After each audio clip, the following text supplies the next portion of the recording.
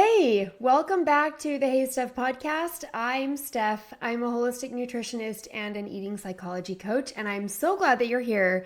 This podcast is where I get to talk all about building systems and habits that help you create a healthy, sustainable lifestyle that you actually enjoy. And today's topic is one I'm so excited about because it's been absolutely life-changing for me. You might know that I am a huge fan of minimalism. You might not know that. I don't talk about it all the time because I feel like people hear that word and they're kind of like, run for the hills. That sounds extreme or boring. And I don't think that it is. I first learned about minimalism years and years ago when my kids were just babies and I was so overwhelmed by my house and the toys. And so I found these principles and they filled a need and helped me fix this part of my life of managing my home. And that's been part of my journey as my kids have grown and as I have grown in managing my home. It's spilled over into how I consume things in general, the way I use my phone. I love the concepts of digital minimalism. If you're familiar with that book by Cal Newport, love it. How I interact with social media. But this idea of minimalism, and I don't want that word to freak you out, but it actually also has spilled over into the way I approach food and really has changed my life. And so that's what I want to talk about today is not how to declutter your closet, but how to use these principles of minimalism that have meant so much to me and applying those to the way you approach your food decisions. And I think it will transform meal planning and food decisions for you. So I'm really excited to talk about this today. So I'm calling this a minimalist approach to food. I want to dive into what is a minimalist approach to food, why it works, and how you can use it to make healthy eating feel easier and less stressful, because it really doesn't need to be overwhelming. And these principles I want to talk about today, I think will be really helpful. Before I jump in, I want to take a quick minute to tell you about something I'm so excited about, which is the Nourished Planner.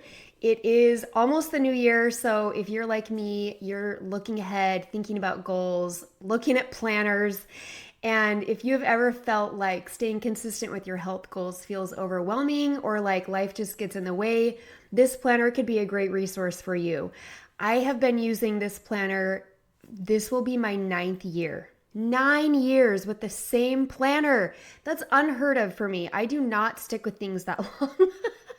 I like to change things up. I love change in that way, but this planner just really works for me. I love it so much. If you follow me over on Instagram, I'm there at Hey Steph Web. I will be showing you a sneak peek inside the planner in my stories, and I'll save it in a highlight. I'm going to do a post talking a little bit more about it and showing you inside of what it looks like. But I love it so much. It's more, I feel like more than just a planner. It's more like a partner in building these habits and this lifestyle that I'm so passionate about. I think planners really need to serve the person who's using them. It's not about fitting your life to fit the planner. A planner has been such a helpful tool for me in doing these habits that I talk about, in planning ahead and figuring out the logistics of health. So it's not about like rigid to-do lists or cramming in 87 things a day. What I love about this planner is it really gives me space for what matters most to me, and really prioritizes health habits and energy and peace of mind. Each month in the planner, Alexa is the creator of the planner. She zeroes in on one kind of essential habit and gives a little page of content in there talking about a habit, layering in health habits. There's space in there for meal planning, habit tracking. You can use it as a bullet journal if you like that. You can customize it to work for you.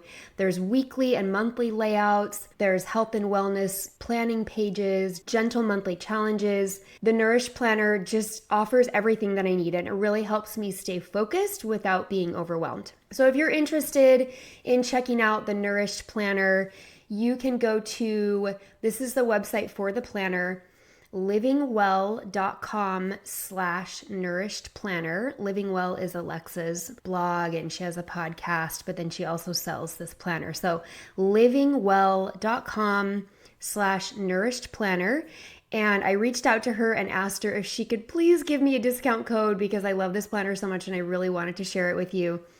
And she gave me one and I'm so happy. So the code is HeySteph, that's all one word, all caps, HeySteph, for a discount. You are going to love this planner and I think you're going to love how it helps you simplify and stay consistent with health habits. Okay, back to a minimalist approach to food. Let's jump in. One thing that I think is a huge barrier to long-term healthy habits is decision fatigue. You know that feeling when you're trying to figure out what to eat, what to cook, what to buy at the grocery store, and you just feel completely overloaded? That is decision fatigue. I think this can happen on every level of making food decisions. It happens when we're on Instagram or Facebook or Pinterest and we're looking for meal planning ideas or recipe ideas and we're just inundated with 1,000 billion recipe ideas. And it feels like, well, how do I decide? I don't even know where to begin. It can happen at the grocery store when you're standing and you're staring at the, cereal or literally any product, milk, anything, and there's 800 different options. And you're like, well, how do I decide? Do I decide based on the nutrition label, on the ingredient list, on the price, on what I think my kids will eat, on the convenience? I mean, there's so many factors that go into this that it can feel just so overwhelming. Even when we go to a restaurant, I don't know if you've had the experience of going to a restaurant that has a really small, limited menu. I love that. We were recently in Hawaii visiting my parents for Thanksgiving. Amazing trip. And there's this restaurant there called Seven Brothers, which they also have one in Utah. And I've been there as well. And it's so good. It's a burger place. And they have 7 burgers on the menu because it's like 7 brothers that started the restaurant. So the menu is limited and I love it. You don't walk in and think, oh man, it's like the Cheesecake Factory where they hand you literally a manual with 800 pages and you're like, how do I ever decide what to eat? A limited amount of options actually helps us make decisions better. I first heard about this a few years ago in a book that my husband read. I can't even remember what book it was. It was something about consuming and purchasing decisions and decisions in life, and how too many options is stressful to our brain. And actually, that's a lot of how I felt about food when I was practicing intuitive eating. Now, remember that I love intuitive eating and I still embrace this all foods fit mindset. And looking back on that time, I know that having every single option available to me all the time actually sometimes made it harder for me to make decisions, especially healthy decisions, because I felt like, well, I kind of have to prove to myself that all foods fit by eating sweet treats very often. And I felt like there was this paradigm that I had to fit into of, look at me, I eat all the things. And meal planning was overwhelming.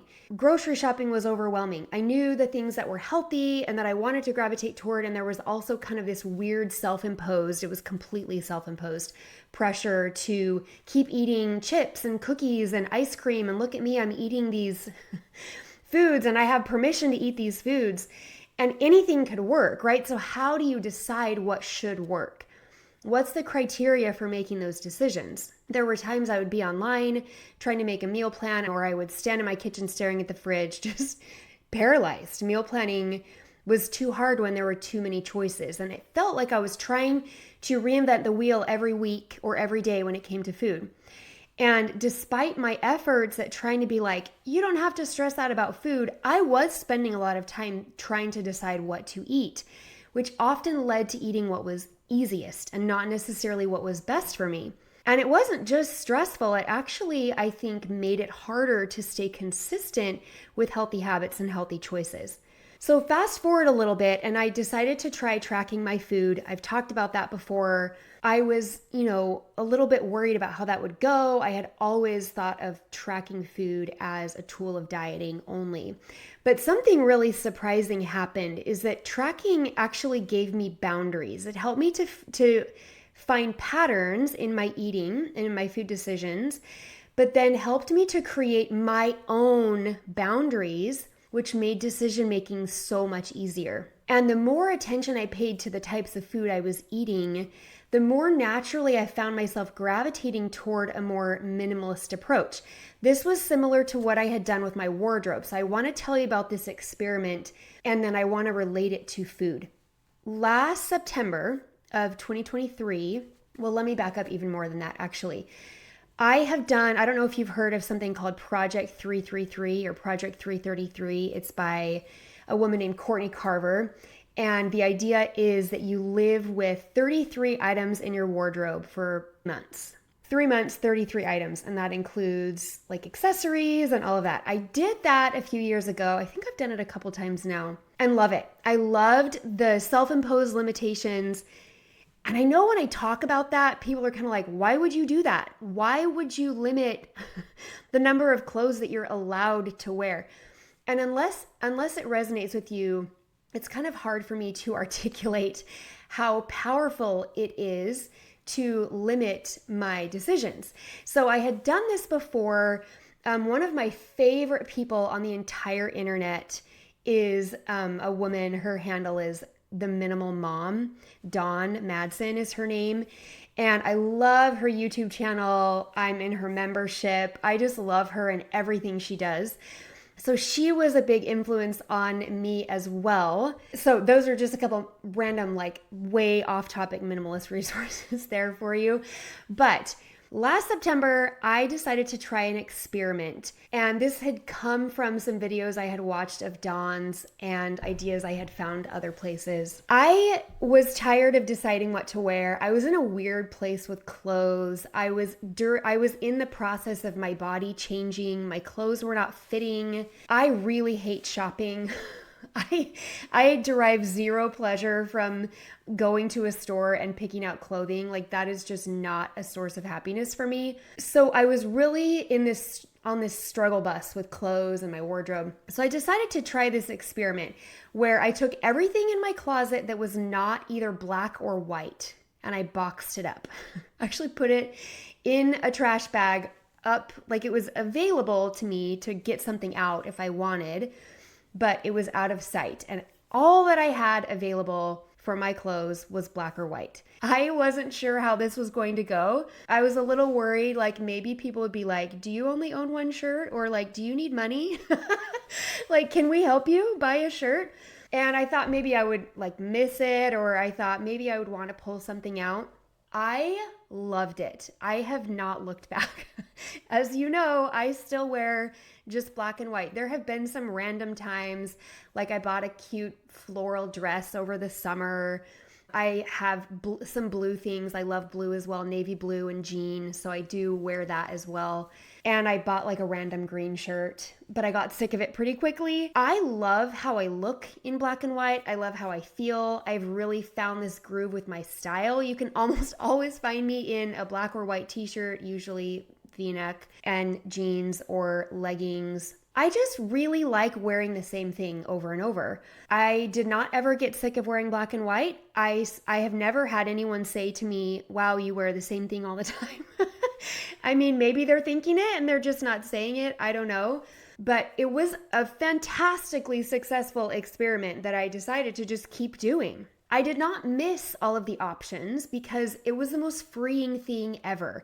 I didn't have to decide what matched because literally everything in my closet matches everything else. There is nothing in there that doesn't match everything. It all fits me. It looks good. I just knew it worked. So when I go in my closet in the morning, it takes me no effort to decide what to wear. It's not even really a decision. It's just like grab either black or white off the hanger. And I loved it so much. And over time, that same approach has spilled over into my food. I have started thinking of my meals like I think about my wardrobe. And especially when it comes to meal planning, I don't need endless options. I just need some go-to staples that work for me. Instead of trying to cook new things every week, I started repeating meals. I used to never repeat meals, ever. Because again, I love trying new things. I said when I was talking about the Nourish Planner, I love change. I love trying new things. I love new foods. And there is still room for that here, just like my random blue shirt or my random floral dress. But overall, 90 to 95% of the time, I use the same ingredients, I use the same types of meals, and I plan ahead in the same way. And instead of feeling restrictive, it actually is the most freeing thing ever. I'm never stressed about what to eat or what to buy because I already have a plan. So this approach, this experiment with my wardrobe has really informed my eating decisions. And this minimalist approach to food has simplified everything: grocery shopping, meal prepping, decision making through the day. Ultimately, it has helped me stay consistent and build healthier habits. So let's talk about how you can start applying this idea to your own life, because a minimalist approach to food, just like a minimalist approach to your home, doesn't mean everything is plain and boring.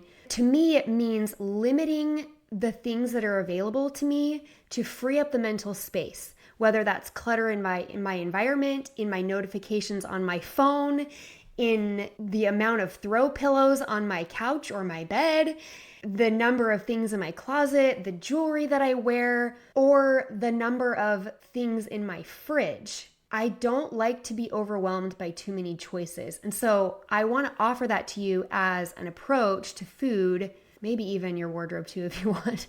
But let's take the overwhelm out that comes from having just too many choices. It's not freedom. It's crazy making to have too many choices. So if you can start to think about setting these boundaries for yourself in whatever way you want, it doesn't have to be the same way I do it. You don't have to just wear black and white. You can wear whatever colors you want, right?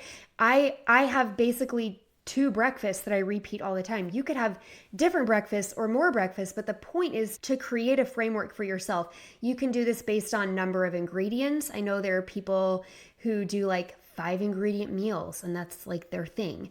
Or maybe it's a meal template that you repeat. Create something for yourself that helps you reduce the overwhelm. So step 1 here is to build a meal framework. You can start by identifying a few go-to meals that you love and you can repeat a couple times a month. Like I said, I have a couple of breakfasts that I repeat. I have Creo Brew that I make. If you followed me on Instagram for a long time, you've probably seen me talk about that. It brews like coffee, but it's chocolate. It's cacao beans. I have that with some eggs, or I will have a smoothie, like all the time. A chocolate cherry smoothie. I just really kind of stick to that and I love it. I don't have to think, what should I have for breakfast this week? I just keep doing the same thing because it works and I love it and I don't get sick of it. For lunch, I almost 100% of the time have leftovers from dinner. I stick to a protein that we prep a big batch of protein on Sundays. I'll often have leftover veggies in the fridge, but usually it's like actually I portion it out the night before when I'm making dinner. I might have some roasted sweet potatoes that I'll heat up. It will be some leftover chili, and then I'll throw some berries with it. So it's usually leftovers with a protein and a carb of some kind, like a sweet potato or rice or something like that, veggies always, and then berries, and then I'll have some chocolate. That's always my lunch. And dinner, same type of thing. We always have Mexican food on Tuesdays, so I don't have to think about it. Usually it's taco bowls. I love Lily Eats and Tells simply seasoned turkey taco meat. That's what it's called. I make that all the time. I should have the recipe memorized because I literally make it once a week. And we'll throw some refried beans in there. I make some homemade tortilla chips in the oven. And we have salsa. We use unsweetened Greek yogurt as our sour cream. We'll put in some guacamole cups from Costco. We repeat that meal all the time. We don't get sick of it because we love it. When you have a framework, it really takes the guesswork out of your meals. You don't have to figure out something new every day. You just stick with what works. Now, I want to say if you don't have any type of a meal framework like this, I would caution you against going online and looking for other people's meal framework or inspiration. I've given you some ideas here, but I really want to avoid telling you what to eat because that just does not work. You have to know yourself. So when I say build a meal framework as step 1, really what's going into that at the beginning is you figuring out what you like to eat. Are you a prep some stuff on the weekend and have it ready to go throughout the week type of person? Are you more of I want to heat something up in the microwave? Are you out and you need to pack a lunch? What do your kids like? I mean, what's available to you? What do you make spaghetti a lot? Is that something you want to add to your rotation?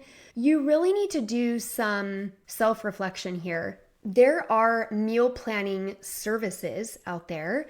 I actually subscribe to one. I don't talk about it a lot because I don't want it to seem like it's the answer to everyone's problems, because it's not. My mom subscribed to the same meal planning service and never used it because it just did not fit with her approach to food.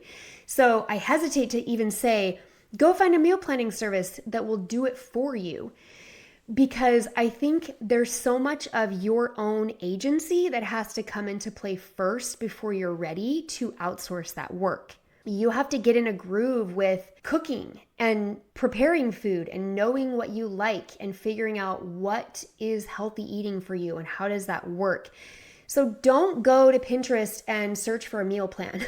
Figure out what you're already eating, what your family likes, what's in your budget. I mean, if you were to be like, okay, I need to take dinner to someone tonight, what's your go-to? What are you gonna make? For me, that's gonna be a pot of chili.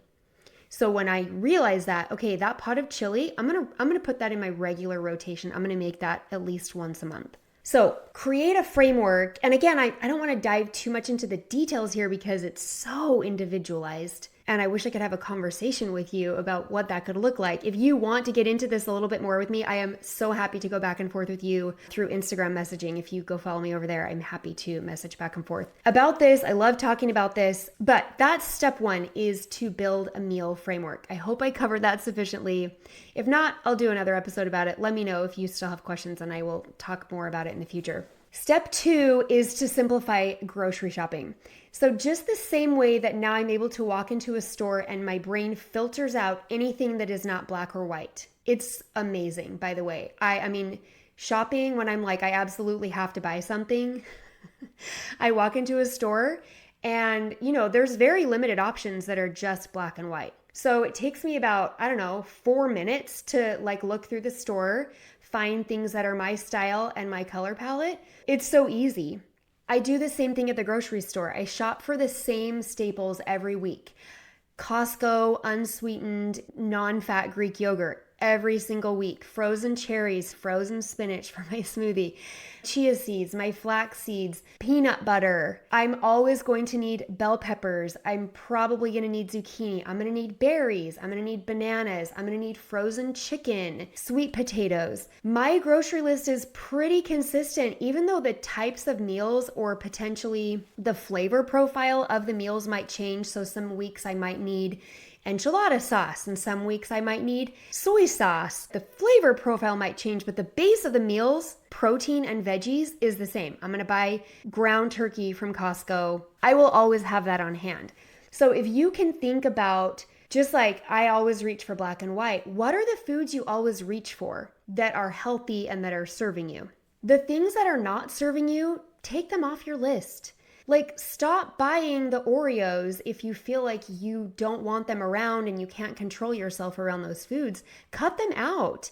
I had a dress that was so cute and I liked it in theory, but I never wore it. I never actually reached for it. It just wasn't serving me. It was taking up real estate in my closet for no reason, so I got rid of it.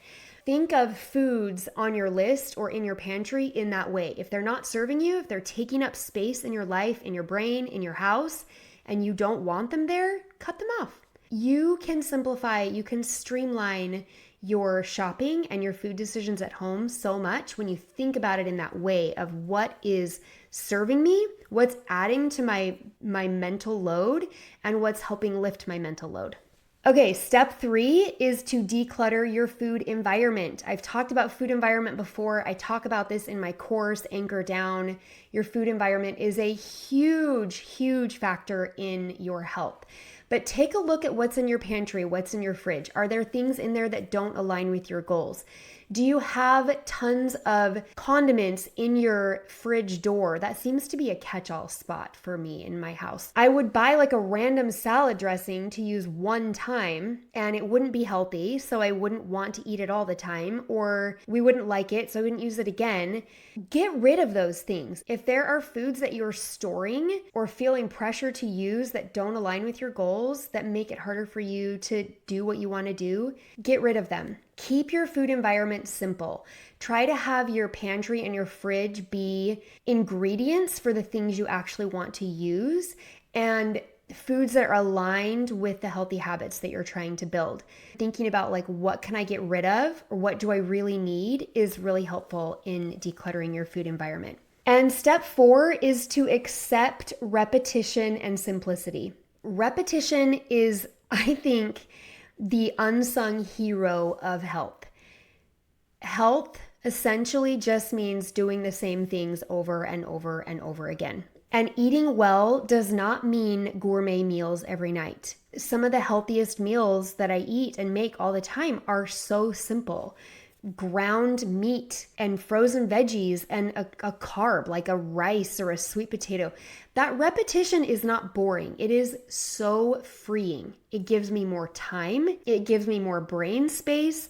I make the decision ahead of time. The decision is easy. And then I just follow through. I don't have to wonder what to do because I have a plan. And that repetition and that simplicity is so ingrained in my daily habits that I rely on it to maintain consistency with my healthy habits. And I encourage you to do the same, to look at repetition and simplicity as good things and assets to your healthy habits. I think there are a couple benefits of this minimalist approach to food. One is less stress. I've talked about that a couple times. When you don't have to make constant decisions about food, you save so much mental energy, and you can use that energy for other things like starting a podcast or writing a novel or decluttering your closet or work or family or hobbies or whatever you want to do. You will have so much more energy and time for things that matter more. More consistency is a benefit of this minimalist approach to food. Streamlining my food choices helps me to stay consistent,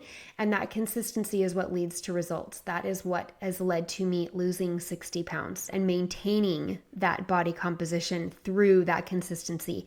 Those small daily decisions really add up over time. And the third benefit of a minimalist approach to food is improved enjoyment of food. When I'm not stressed out about food, I enjoy it so much more. There is something so satisfying and empowering about eating a meal you love, knowing that it is nourishing your body and helping you reach your goals.